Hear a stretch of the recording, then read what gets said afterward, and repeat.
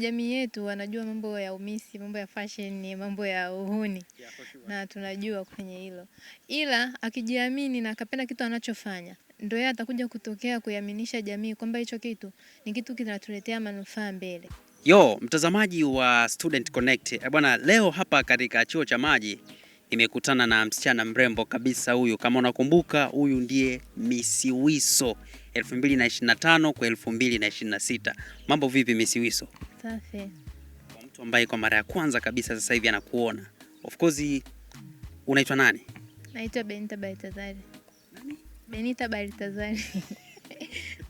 Unasoma fakati gani? Water Resource and Irrigation Engineering. Okay, mimi nataka tuzame hapo kwenye umisi hapa. Hivi wakati unashiriki yale mashindano, ulitarajia kama unaweza ukachukua ubingwa, ukajinyakulia lile taji? Ulikuwa unatarajia hilo swala? Kwenye hilo ni 50 kwa 50. Yeah. Kwa sababu kila mashindano huwaga ina majaji. Kwa hiyo nasema ni 50 kwa 50 kwa sababu 50 za kwanza nilikuwa najiamini kama kweli nitachukua, 50 zingine nilikuwa nimewaachia majaji.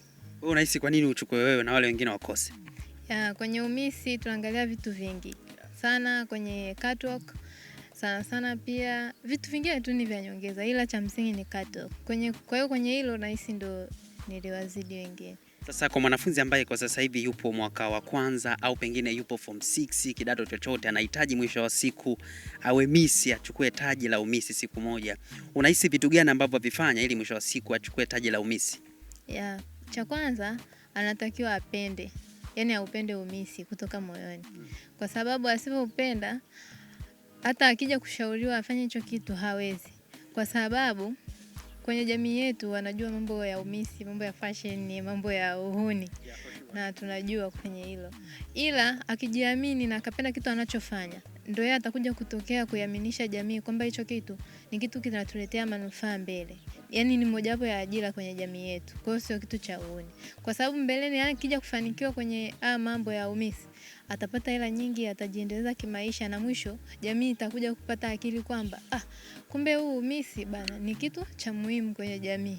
Kinatusaidia kupata kipato chetu, kinatujenga kimaisha hivyo. Kwa hiyo cha kwanza ni hicho kwamba anatakiwa ajiamini na asisikilize yani zile negative thoughts za watu kwamba eti umisi ni mambo ya uhuni. Sasa mimi kuna swali moja ambalo mimi nilikuwa najiuliza sana siku zote na bado sijapata majibu hadi leo. Kwa nini mamisi mnakuaga na mili midogo hivi? Sijawahi kumwona Miss na mwili mkubwa, vitu kama hivyo. Kwa nini Miss ana mwili mdogo? Kwa kweli kwenye hiyo ndio inatakiwa iwe hivyo. Yeah.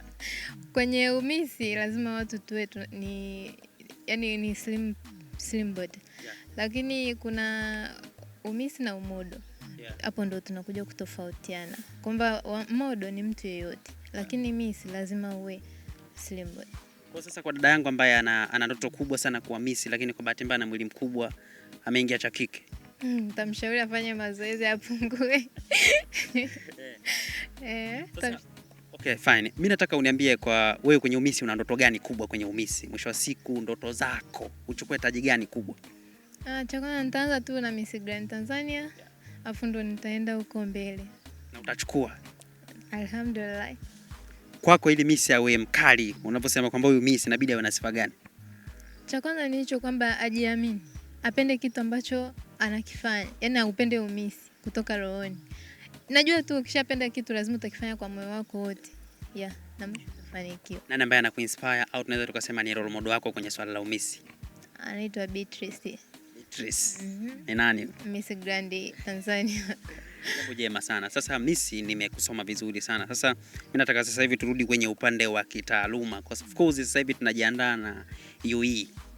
Na kuna mwanafunzi ambaye anahudhuria darasani ikifika saa 1 kamili, hususan kwa vipindi vya asubuhi anafika, anafanya discussion, lakini sasa ikifika kwenye muda wa GPA, matokeo yakishatoka, GPA ni ndogo ama coursework ni ndogo, lakini wakati wa kazi anafanya. Wewe unahisi changamoto kubwa ni nini hadi mtu anafanya kazi afa anapata GPA ndogo?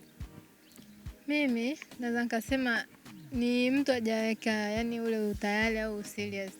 Anaanza ndio, anajua kwamba ratiba ni saa moja. Ndio anaingia darasani kama kawaida, lakini akiingia darasani unakuta yani hafuatilii kile kitu ambacho mwalimu anakiongea. Au ameenda discussion.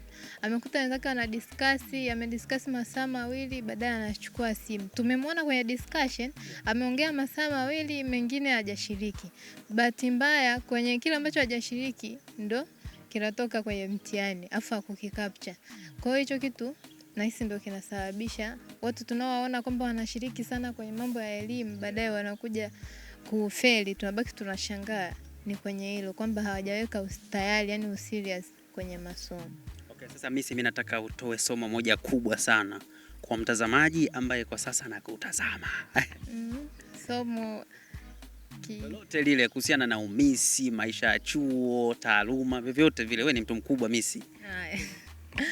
Cha kwanza nitaongelea kwenye taaluma. Tukifika kwenye taaluma, ili mtu ufikie malengo yako kielimu, lazima ujitume. Lazima ujue kilichokuleta chuo. Lazima ujue kwamba nyumbani umeacha nini, umekuja kufanya nini chuo. Kwa hiyo ukishavijua hivyo vyote, utajua kwamba hapa ninafanyaje ili niweze kufikia malengo yangu kitaaluma. Pia tutakuja kwenye mambo ya umisi au fashion au modo. Lazima mimi neno langu litakuwa ni lile. Penda kile unachotaka kufanya. Lazima tufikie ambako tunataka kwenda. Okay, mtazamaji, huyu hapa ni Miss Wiso 2025 kwa 2026. Mimi naitwa Miken M na hii hapa ni Student Connect.